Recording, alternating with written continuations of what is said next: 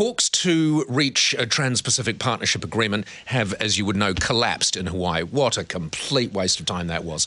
New Zealand has refused to sign without more gains for dairy, but it's not just dairy. The automotive industry are causing other problems for other countries. Shortly, we'll ask John Key if he thinks a deal will ever be done. But closer to home, it may be another deal that the Prime Minister needs to be more concerned about. Good morning to you, John. Morning, Paul. How are you? I'm very well, thank you. This other deal, apparently it was great in Rotorua at the New Zealand First Conference. Apparently it was fantastic. You didn't go and cover it yourself? I would have thought the Paul Henry show, you want to take breakfast there? I didn't go, and my old mum's not up to doing a blue rinse and making sandwiches and things. Yeah. Now, all right, so the thing is, it's surprisingly often that Winston Peters says things that are true. He is saying that his party will decide the next government in the next election. You may have to do deals with him. And if you look at the way things are tracking, he could well be right, couldn't he? Well, under MMP, of course, he could be right because, you just never really know. Even if you're leading by a big margin, and we are in the 3 News poll, for instance, and TV1's poll, whatever, MMP's a fickle beast and it almost always demands that you do deals. But the thing is, it's so far out. I mean, that's true. But he makes some interesting points about the Greens and supporters of the Greens who essentially he believes recognise that they're supporting a party that will never be in power. And he does seem to be on the ascent. Well, you don't really know about the Greens. I mean, James Shaw looks a bit more commercial, shall we say, for one of a bit of a turn. Only a little bit. Only a little bit. The material too, so you never really know. I mean, and also it depends on the rest of them, whether they would be interested. But you are a little bit more open now to dealing with Winston than you were at one time, aren't you? Well, last time we neutralised him in 14. We haven't made the call. We always make that, pretty close to the election. But look, let's wait and see. He would say that he neutralised you in Northland. Well, he probably would. If you were... It's just reversible, isn't it? Like all vasectomies, really, if they're well done, I'm sure.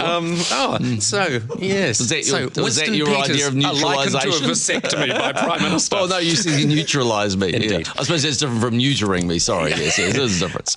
Ron Mark, if you were Ron Mark, and I'm just basing this on the comments that Winston frequently makes about Shane Jones, and over the weekend he was saying how, Shane's a great guy, he's good intellect. If you were Ron Mark, would you be just a little bit, Don't know. I'm not sure whether Shane will come back into politics. I mean, he had a good, pretty good career when he was there. And he is a very capable guy. But when you step out, you also see that there's life after politics. So I'm just not sure. It's hard to read. I haven't seen him for a wee while. I saw him on the trip when we went to Samoa, but I didn't get a chance to talk to him really. Right. But he's enjoying the new job. But he's close to Winston. Everyone knows that. Very close to Winston, isn't he? Yeah. All right, let's talk TPP. How disappointed are you, firstly? Well, a little disappointed they didn't complete it, but not surprised. I mean, I actually was in the camp of saying, well, there was only a certain amount of time they had on the clock. It wasn't like they were saying, we will stay till we get a deal. Actually, countries want to do a deal, but there's 12 countries and it's complicated. But the trouble is all of those 12 countries want to do a deal that's good for them. They don't care about the others. And so negotiation is very hard, isn't it? Yeah, it's always going to be tough. But actually for New Zealand, I mean, people can't have it both ways. They couldn't say to us, we care a lot about what we're arguing about, but by the way, roll over and play dead sort of thing. You can't do that. So actually, I think it's been positive. We're getting much closer. Do you think a deal will be signed? And are we getting much closer? Because it seems like really there was no conversation about dairy at all. There are a lot of conversations over the course of that week. And there's a lot of moving parts. You've got complications all over the show. Do you think we're closer to securing a deal than we were before Hawaii? Definitely, yes, we're closer. So quite a lot of things... Do you think it'll happen? Quite a lot of things have been narrowed down. That's my gut instinct. You can never be 100% sure. There's a time window of opportunity here. And it's closing. Yeah, it closes because really President Obama needs to get this done by September. The Canadians got elections coming up. There's a whole lot of leaders who've got a lot of vested interest. This is the problem, actually. If TPP doesn't get done, the question is, will it get easier? People say it gets easier, but it doesn't get easier. Do you think a deal will come out of these TPP talks? I do, personally, yeah. You do? Yeah, so you think it'll come in time for Obama to push it through? Because he sees this as something of a legacy issue for him. He really wants to drive this through. Well, both of us have invested 6 years of political capital in this. We've worked on this for a long time. And, there's a lot of fear factor created with free trade agreements, but that is always the case. You take a step back and look at all of them, we've done better than people thought, whether it's China, whether it's Australia. That's absolutely true. And I actually think for New Zealand, we're going to succeed. Okay, Tim Grosser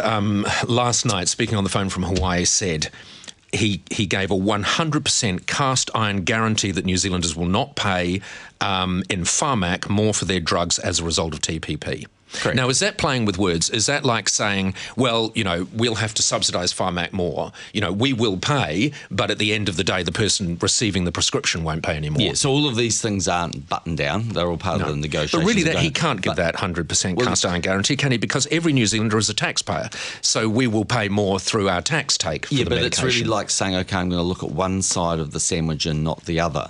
So as we've always said, it's on the balance of benefits. So which is why we have to do well with food and dairy. That's right. And so the argument here is you will pay $5. You'll pay $5 today, and actually you'll pay $5 tomorrow for your prescription. If the government pays a tiny little bit more, and look, but you'll be using my money to do it, so I'll be paying a tiny bit more. But you'll be receiving much more through the gains, right? Which is why we can't sign this unless we know those gains are going to be there. It's no different from saying if you go and get a better job, and that job requires that you wear a suit every day, you pay for the suit. But you make more money. Earn a lot more money, it's worth it. Yeah, fair enough. Okay. Run out of questions? No, I haven't run out of questions. Okay. I'm just wondering if I'm going to pick up on that last comment. But I am running out on time. She might even do a better job. You never know. All right. I think it is playing with words, the whole Tim Gross thing, but never mind. Well, it's not, but... Is it possible? Well, no, it actually is, but this is why I didn't want to go into it. I know. Because in the end, the whole conversation just becomes semantics. Do you think David Frost did this when he was interviewing people? Well, I think I'm turning into Brian Edwards and you're turning into Robert Muldoon. A lot of people have likened me in recent years to that. It's very unfortunate. That's not a compliment. No. All right, very quickly, you happy with our month chairing the Security Council?